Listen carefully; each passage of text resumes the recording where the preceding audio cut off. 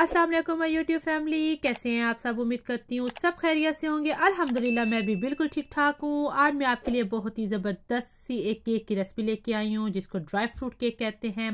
ये अम्मियों का तो बहुत ही पसंदीदा होता है, ख़ास तौर पे जब ईद होती है तो हम किसी रिलेटिव्स के घर जा रहे हैं या कई फ्रेंड्स वगैरह के घर जा रहे हैं तो ये केक ही लेके जाते हैं।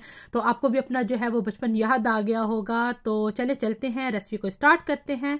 तो इसके लिए हमें जो है वो मैदा चाहिए, बटर चाहिए, यहाँ पे जो है ये ड्राई फ्रूट है, मतलब इसमें मैंने जो है वो अखरोट, बादाम और पिस्ते ले लिए। आपके पास जो भी इस टाइम जो है वो हों आप वो ले सकते हैं। उसके साथ हमें जो है वो बेकिंग पाउडर चाहिए, हमें 4 अदद अंडे चाहिए, उसके साथ हमें हनी चाहिए, शहद, वनीला एसेंस चाहिए और हमें शुगर चाहिए। इन सब चीज़ों की क्वांटिटी जो है वो मैं डिस्क्रिप्शन बॉक्स में भी ऐड कर लूँगी और यहाँ आपको स्क्रीन पे भी नज़र आ रही होगी कि ये सब चीज़ें जो है वो कितनी कितनी क्वांटिटी में चाहिए। तो आपने सब चीज़ें नोट कर ली हैं। पहले मैं बटर को थोड़ा सा स्मूथ कर रही हूँ 1-2 मिनट के लिए, क्योंकि इस बटर है तो ये थोड़ा सा हार्ड होता है। तो इसमें मैंने जो है वो अब सारी चीनी ऐड कर ली है और हम इसको उस टाइम तक बीट करेंगे जब तक कि ये थोड़ा सा इसका टेक्सचर जो है वो फ्लफी नहीं हो जाता। तो इसमें थोड़ी सी मेहनत लगेगी क्योंकि बटर और चीनी जो है ना, इसको जब आप इकट्ठा मिक्स करते हैं तो ये थोड़ा सा आपके जो है वो हाथों की और बाजू की ना वर्जिश ही हो जाती है। तो इसलिए आपको थोड़ा सा टाइम लगेगा, लेकिन बहरहाल ये हो जाएगा, ठीक है।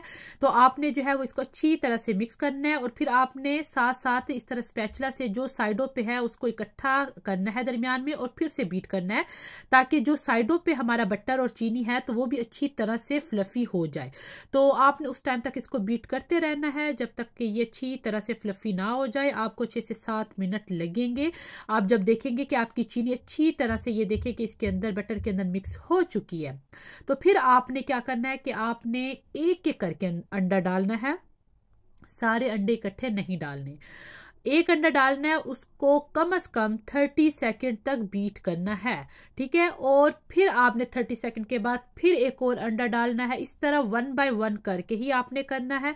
आप इसको जितना ज्यादा बीट करेंगे उतना ज्यादा ये केक आपका फ्लफी होगा और आपके जो है वो केक से एग की स्मेल नहीं आएगी। इसको बीट ज्यादा करने का जो है वो यही फायदा होता है। तो 1 बाय 1 करके तो मैंने सारे जो 4 अंडे थे वो कर लिए। तो यहाँ पे हमारा बैटर रेडी हो चुका है।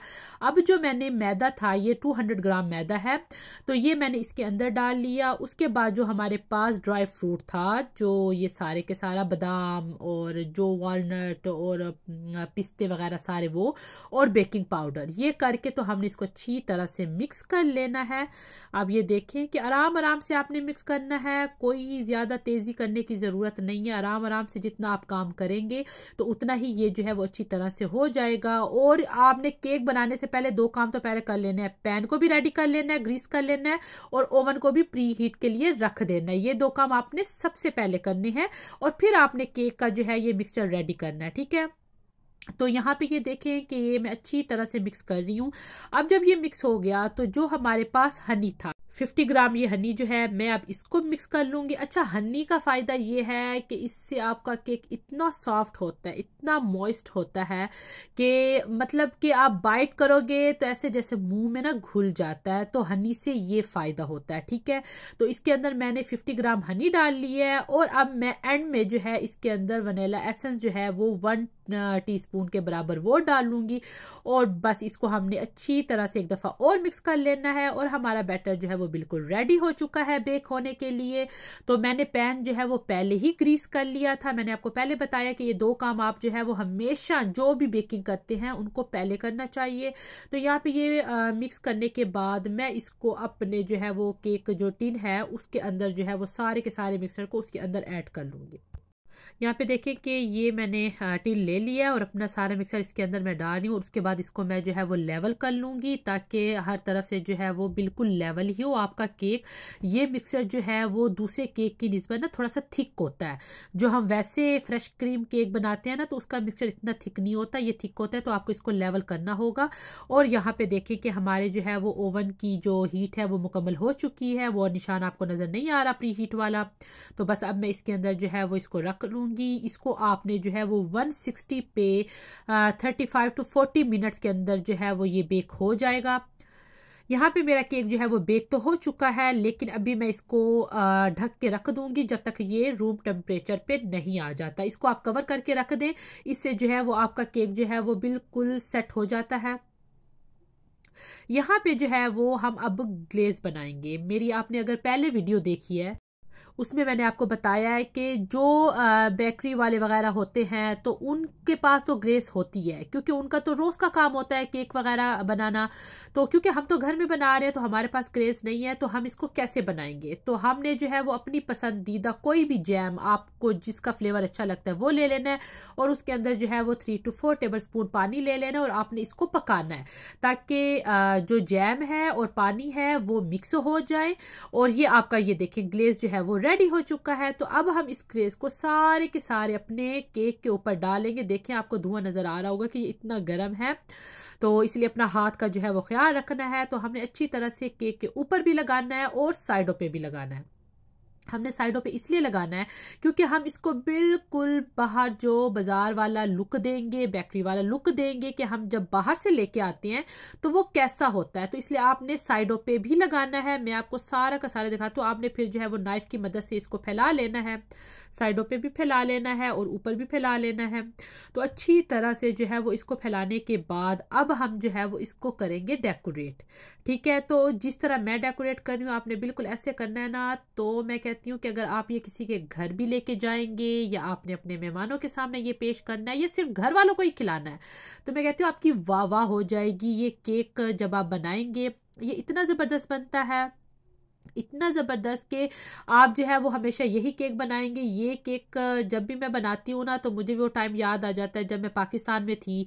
तो यही होता था कि कहीं पे जा रहे हैं, मतलब किसी फैमिली वगैरह के घर और अपने जो है वो फ्रेंड्स के घर, तो यही केक मंगवाना है और हमने जो है वो लेके जाना। तो मुझे भी वो टाइम याद आ जाता है। तो ये केक देख के आपको भी यकीनन जो है वो याद आ रहा होगा वो टाइम। तो बस मैंने अच्छी तरह से ये कर लिया है। तो उसके बाद अब जो है वो ये काजू है और उसी ग्लेस में जो मैंने जैम का बनाया था उसी के अंदर मैंने इसको भी डाल दिया। इसका एक फ़ायदा तो ये है कि इससे इसके अंदर जो है वो चमक आ जाएगी, शाइन सी आ जाएगी। ठीक है, और दूसरा ये चिपक जाएगा आपके केक के साथ। तो मैं एक जो है वो काजू रख रही हूँ और उसके बाद एक जो है वो चेरी रख रही हूँ।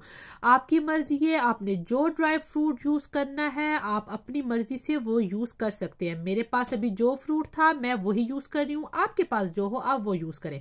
तो एक इस तरह जो है वो चेरी और एक जो है काजू रख के तो मैं बिल्कुल एक लाइन इसकी लगा लूंगी। अब आप ये देखें, अभी मैंने जो है वो एक लाइन जब कंप्लीट कर ली है आप देखें, तो फिर मैंने बादाम को भी इसी तरह ही ग्लेस में जो है मिक्स कर लिया है। और अब जो है वो दूसरी लाइन जो है वो मैं बादाम की लगा लूँगी, फिर जो तीसरी लाइन है वो मैं वॉलनट की लगाऊंगी और फिर एंड में जो है वो मैं चेरी लगा लूँगी। तो इस तरह मैं अपने केक को डेकोरेट कर रही हूँ। तो आपने अपनी मर्ज़ी से अपने जो है वो पसंदीदा जो भी आपको ड्राई फ्रूट पसंद है आप उससे इसको डेकोरेट कर सकते हैं, ये आपकी अपनी मर्ज़ी है।